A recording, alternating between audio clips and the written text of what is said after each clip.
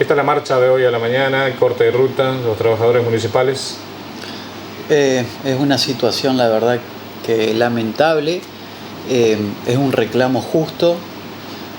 Igualmente hay que detenerse y hacer un poco de análisis en toda esta situación, porque las dos principales variables que por ahí uno puede tener en este tipo de cosas, por un lado es el salario de la persona y por otro lado la cantidad de personas que trabajan en el municipio. Y acá me quiero detener porque en el 2011, cuando se hizo la ordenanza por unanimidad que se votó, que incluso en esa época estaba el intendente como concejal y la votó a favor, se votó ir regularizando toda la gente que se encontraba en negro en el municipio. En ese momento eran 650 personas. Los últimos 4 años de Jacinto se llega a 509 personas, que hay una disminución del 22% del personal en negro, y hoy en día hay más de 800 personas en negro. Entonces, primero no se respetó el espíritu de la ordenanza, y segundo, que el sindicato o la dirigencia sindical fue hasta cómplice de toda esta situación. Por omisión o por acción, pero por alguna de las dos cosas fue cómplice de toda esta situación. Entonces, imagínate vos esto, Pepe. Si yo te digo que hay 500 en el 2015 y hoy hay más de 800, esas 300 personas de diferencia tranquilamente podrían pagar el aumento de sueldo que están solicitando ahora.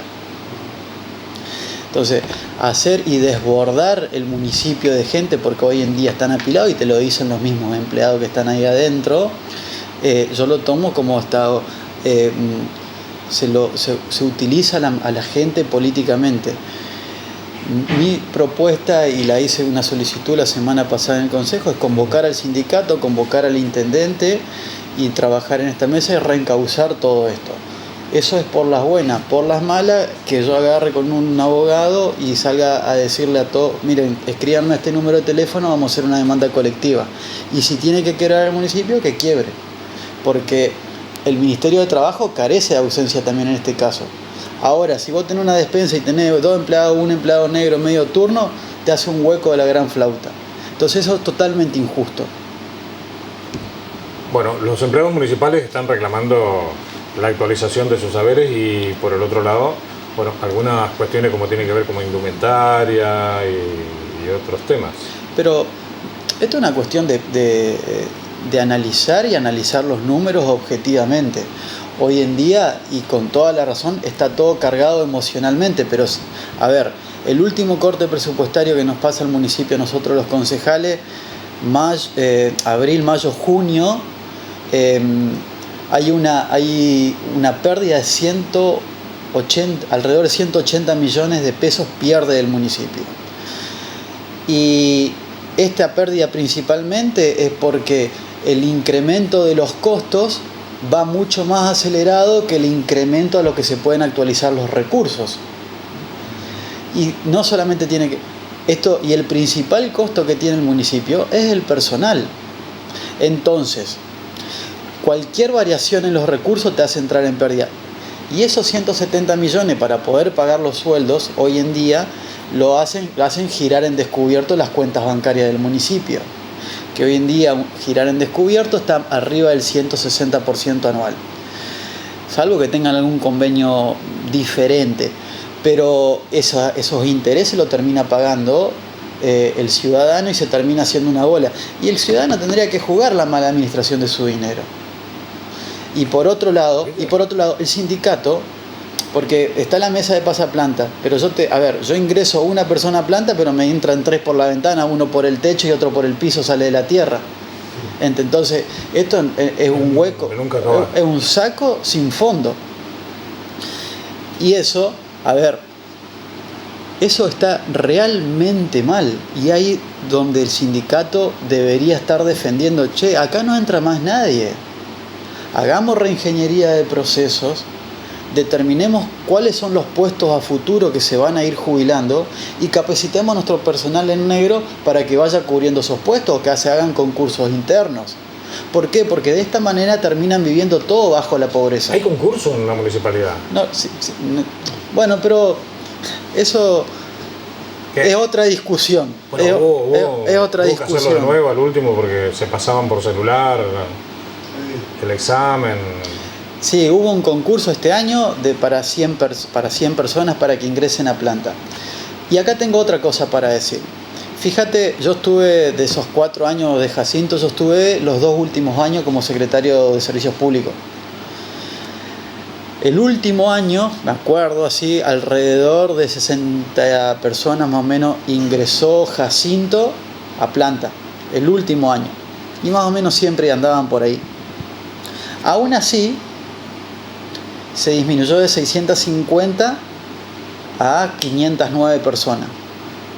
Hoy este gobierno ingresa mucho más gente a planta, que está bien, pero ¿por qué sigue aumentando el personal negro? Entonces es mucho peor el caso todavía. Es una cuestión de números. Yo acá no estoy diciendo que el problema es de este o bueno, esto se empezó con una solución y esto se desmadró completamente. No le van a poder echar la responsabilidad.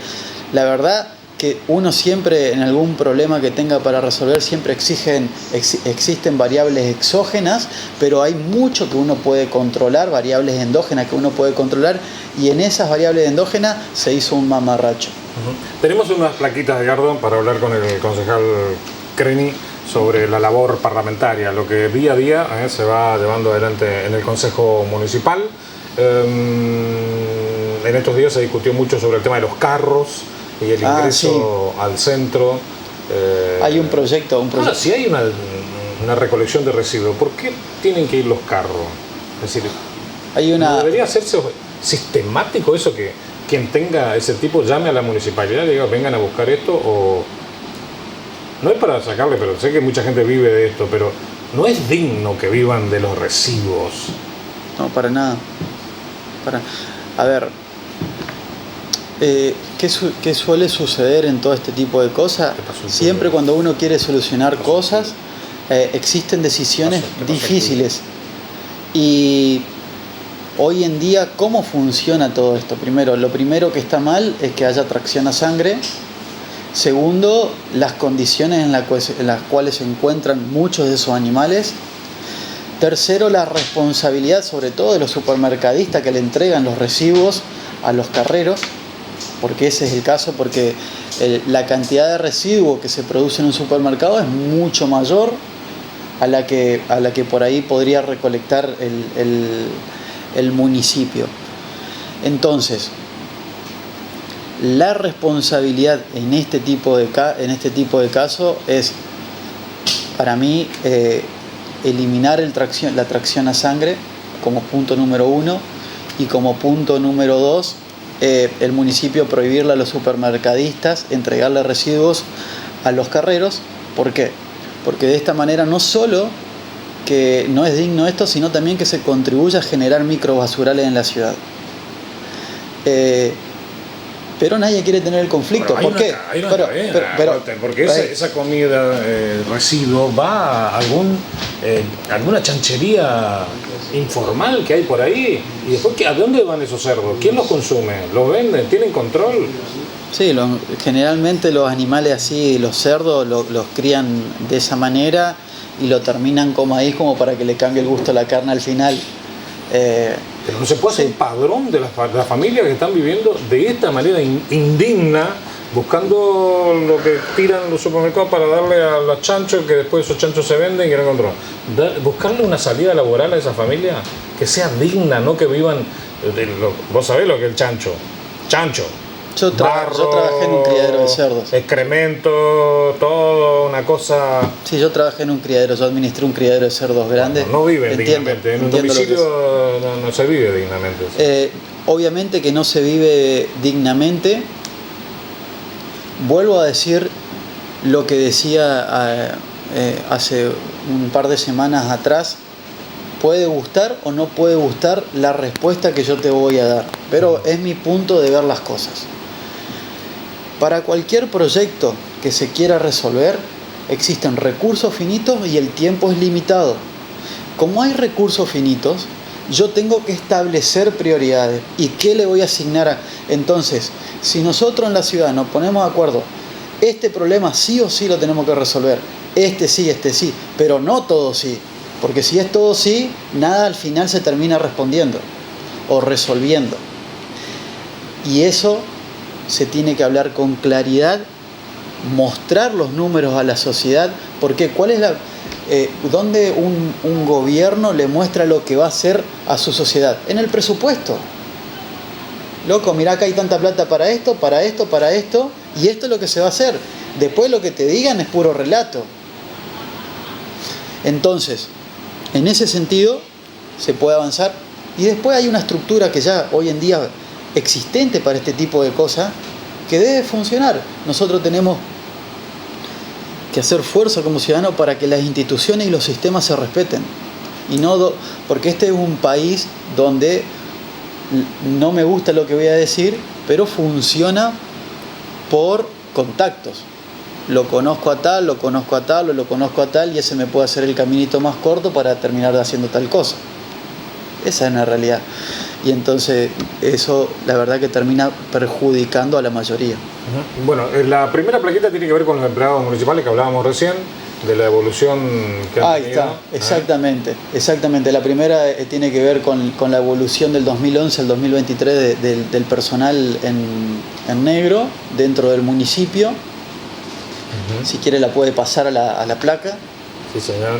Tenemos la placa número 2, que también está relacionado a lo que explicaba sobre el presupuesto. Bueno, sí, el principal costo que tiene el municipio es el personal, donde hoy en día representa alrededor del 80% de los ingresos del municipio. Hoy el personal permanente por lo tanto, el personal permanente tiene menos oportunidades para poder hacer carrera dentro del municipio, y no hay margen en el presupuesto. Por otro lado, como decía, la dirigencia sindical ha sido cómplice de esta situación. Y no se tiene que dejar engañar el empleado municipal ni la gente de que porque se esté mejorando esa mesa donde se ingresa el personal a planta, está bien. Pero la cuestión madre no se respeta. Es potestad del intendente poder contratar gente por ley, una ley del 76. Pero también por ley, pasados los 3 meses de contrato, el personal debería ingresar automáticamente a planta. Como se exige a la empresa privada. Claro, entonces yo o respeto la ley o no la respeto, o en este caso la uso a mi antojo. Eso es lo que pasa. Y por otro lado, esto no es sustentable para nada en el tiempo. Y la verdad que no van a poder responsabilizar ni la guerra por Ucrania, ni porque el país le va mal, ni por nada. Los problemas financieros que va a tener y que ya hoy en día tiene el municipio es exclusivamente por una mala administración. Bueno, ahí yo un llamadito. Primero nos preguntan qué pasa con el corte de la ruta. Le decimos que ya está levantado, que fueron 40 minutos y que no van a volver. Mañana sigue el paro, pero sin asistencia en los lugares de trabajo. Ahí figuraba el corte presupuestario.